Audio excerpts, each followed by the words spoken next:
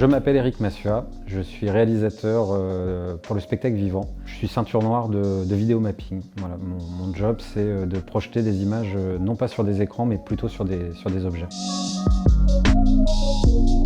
Souvent les artistes me demandent pour le spectacle de créer de l'image qui est en interaction avec le comédien sur scène. Donc moi je crée soit des infographies ou alors carrément je filme.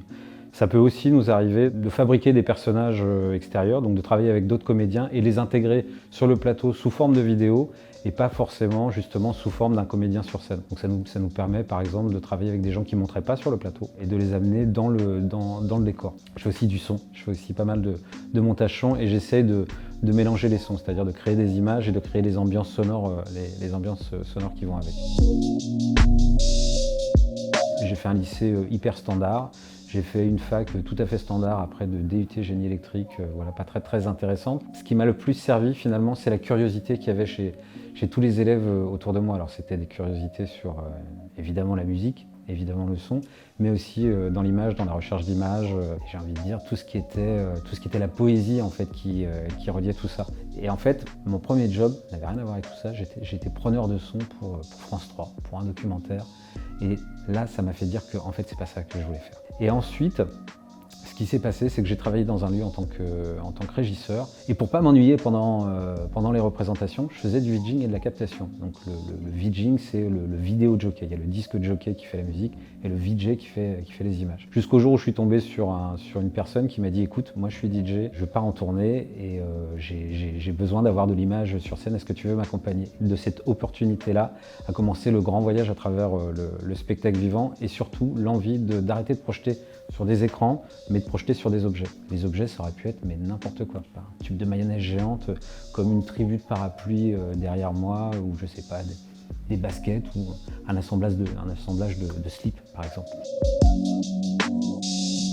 C'est dur d'avoir une journée type. Ce qu'on peut dire quand même, c'est que dans une journée type, j'ai une part d'administration et de préparation de projet, et puis après, j'ai une part de recherche. Ça, c'est aussi ce que permet notre statut d'intermittent. C'est un moment de pouvoir se poser, d'utiliser ce temps, et de se dire « Ah, je vais faire vraiment du développement et je vais aller me plonger dans une bibliothèque, je vais aller faire un tour sur Internet, je vais regarder ce qui s'est fait en filmographie, je vais aussi regarder ce que font les artistes et donc je vais plonger mes oreilles et mes yeux dans toutes ces grandes propositions pour servir les projets sur lesquels je travaille. À côté de ça, j'ai aussi mes projets personnels. Donc là, je vais faire des recherches à la maison et je vais chercher le pourquoi du comment de qu'est-ce que je veux dire, qu'est-ce que je suis en train de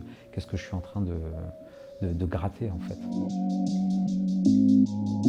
Je travaille essentiellement avec des artistes ou avec des régisseurs ou des directeurs techniques de ça. Et puis je travaille avec des gens qui font de la musique. Là, le dernier avec qui je travaillais, c'est Chinese Man. Juste avant, je travaillais avec un groupe qui s'appelait Puppet Mastaz. Je travaille plus avec des artistes finalement qu'avec des structures. Mais par contre, je peux être appelé par des structures qui, eux, vont essayer de trouver l'artiste qui correspond à une autre demande d'artiste. Cette structure va nous mettre en lien, comme Mima ici, par exemple, sur le territoire de Mirepoix. Et ensuite, tout ça, évidemment, ça va dépendre des compatibilités du projet, pas que d'humeur, mais vraiment de projet et de désir artistique. Quand on est vraiment curieux, on a de quoi vraiment se nourrir. Il y a vraiment des personnes incroyables à rencontrer. On se met au service aussi de spectacles et on rencontre des idées, des manières de faire, des manières de mettre en œuvre en tout cas du spectacle, alors que ce soit toujours la vidéo ou le son. Quand je bosse avec un metteur en scène et avec un scénographe, on va me proposer un cadre.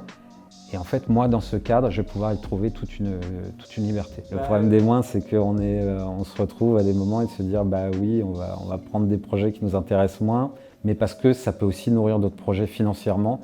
Et que par exemple, quand j'étais à Marseille, je bossais avec les enfants des rues, et que faire de l'événementiel, de faire des trucs pas super classe, ça me permettait d'avoir du temps, et là de passer du temps avec des enfants qui en avaient réellement besoin, ou d'aller travailler en hôpital psychiatrique et de faire d'aller faire vraiment du recueil en fait.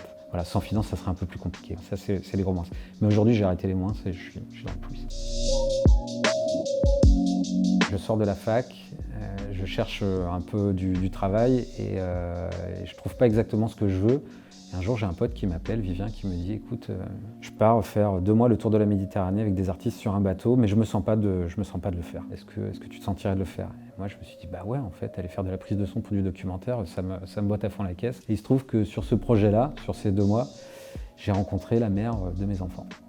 Et on a vécu 15 ans ensemble, on a fait 2 filles merveilleuses. La vie est là et la vie est très très belle autour de ses enfants. Donc il y a des opportunités de vie incroyables, des opportunités professionnelles et artistiques, mais qui donnent aussi, qui déploient des chemins de vie entiers.